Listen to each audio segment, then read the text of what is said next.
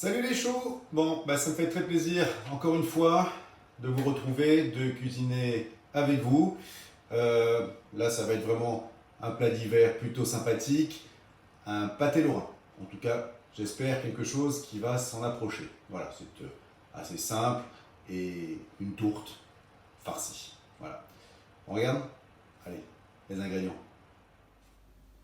Pour réaliser la farce du pâté lorrain, il va nous falloir 300 g d'échine coupée en petits cubes d'1 cm, 300 g de noix de veau, une botte ou une demi-botte de persil, 30 g d'échalotes, 2 œufs, poivre, sel, l'équivalent d'une demi-cuillère et là de 2 cuillères, et du vin blanc. J'ai pris du muscat.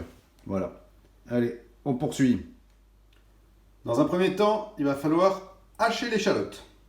Attention, 1, 2, 3. Et voilà. Je pense que le persil va subir le même sort, donc se retrouver légèrement haché. Et voilà, c'est magique. Donc, dans un cul de poule ou un saladier, nous allons mettre le porc, voilà, le veau, voilà. Il faut saler le tout. J'ai pris de l'affaire de sel. Et maintenant on poivre. Maintenant tout ça, il faut le mélanger.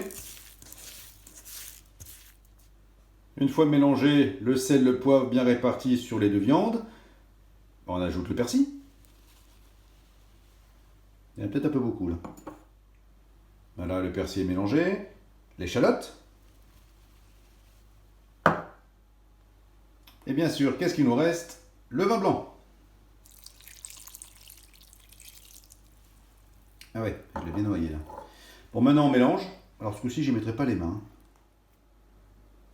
Donc une fois que tout est bien mélangé, la marinade, je l'ai versée dans un plat de façon à ce que tout soit bien homogène.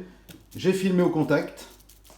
Et après, au frais pendant 8 heures minimum. Si vous laissez 24 heures, c'est impeccable. C'est que vraiment pour que ça prenne vraiment tout l'aromatique. Allez, zou, au frais. Voilà, le mélange a passé la nuit au frais.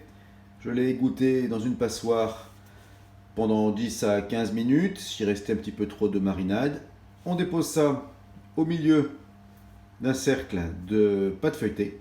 Et après, on n'a plus qu'à assembler. Avant de poser le deuxième cercle, on va badigeonner d'œufs battus les bords qu'on a laissés vides, de façon à pouvoir poser l'autre pâte dessus et faire la jonction. Voilà, j'ai posé le deuxième cercle, j'ai découpé autour de façon à faire quelque chose de propre, il n'y a plus qu'à l'enlever.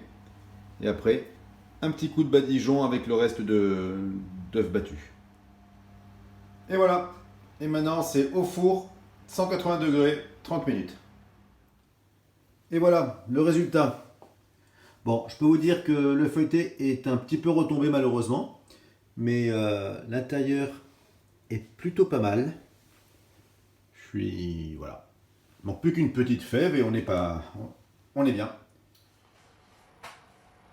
Voilà les choux, la recette du pâté lorrain est terminée. Vous voyez, c'est pas d'une grande complexité. Je pense que c'est certainement perfectible.